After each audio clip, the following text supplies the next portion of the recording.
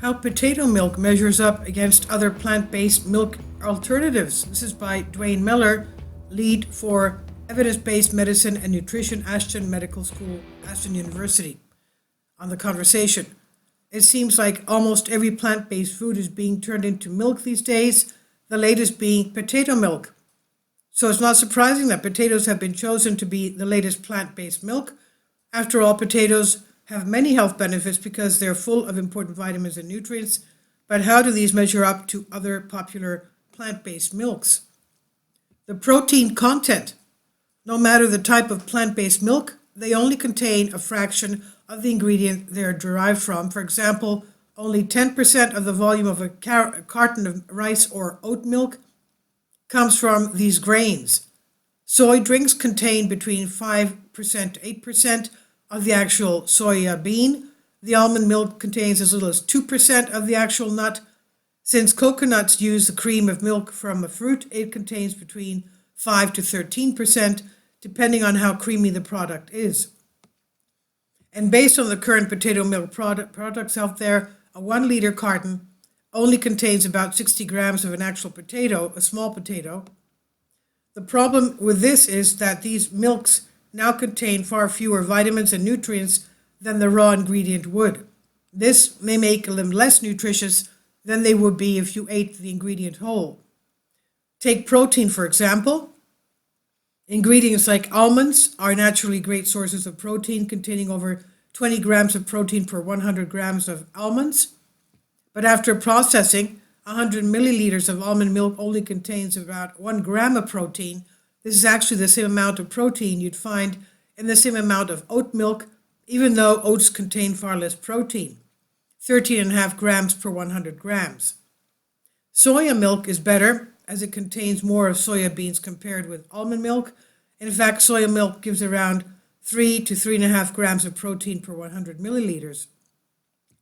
It's about as much protein as you get in the same amount of cow's milk, and like cow's milk, soya milk contains essential amino acids which our body is not able to naturally produce. Amino acids are important as they ensure our body works properly, such as by helping our muscles keep moving.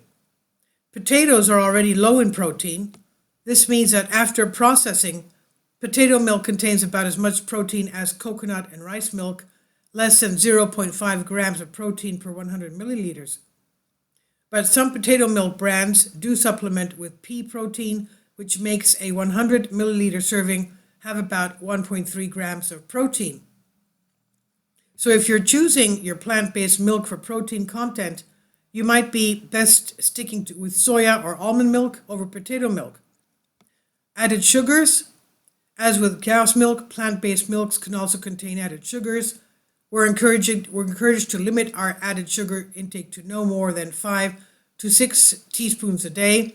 It's because eating too much sugar is linked to an increase in obesity as well as tooth decay. But given many products sell both sweetened and unsweetened versions, it's easy for someone to buy a product that contains no sugar. Sweetened potato milk contains about 1.8 grams of sugar per 100 milliliters. This is less than other plant-based milks, which contain about 2 to 3.5 grams of added sugar per 100 milliliters. So in this category, potato milk comes out on top. Although some plant-based milk uses natural sugars for fruit, this is still considered added sugar and should be limited. Fat content. Since potatoes are naturally low in fat, potato milk would have a texture more akin to water. This is why extra fat is added to it. A similar thing is done with rice and oat milk, where oil such as sunflower oil is added. This brings the fat content up so that it's closer to semi-skimmed milk, about 1.5 grams per 100 milliliters. For potato milk, rapeseed oil is added. Almond and soya bean both tend to contain fat already, so no additional oil is added. This means that compared with other plant-based milks, potato milk is higher in monosaturated fats, which are thought to be better for your heart. They're also lower in saturated fats than cow's milk, which is thought to be less healthy for our hearts. A barista version of milk alternatives needs to contain a combination of both protein and fat in order for the milk to foam. so have slightly more fat added to them. Added vitamins. When it comes to vitamins and minerals, many plant-based milks have these added to them, as they simply don't have as many as cow's milk naturally does. Vitamins like riboflavin, B12, and D, alongside calcium, are added to potato milks. The same is also true for other plant-based milks, although organic versions may not have added vitamins, often due to organic food rules and trying to keep the label clean of additives. As many of us struggle to get enough vitamin D, which is essential for healthy bones and immune system, and many vegans and vegetarians can have low B12 levels, which is needed to keep our blood cells and nerves healthy, going for milk alternatives with these added vitamins and minerals can be a good idea. Potato milk is yet another option for those wanting an alternative to cow's milk or other plant-based milks, or those looking for a more environmentally friendly milk product.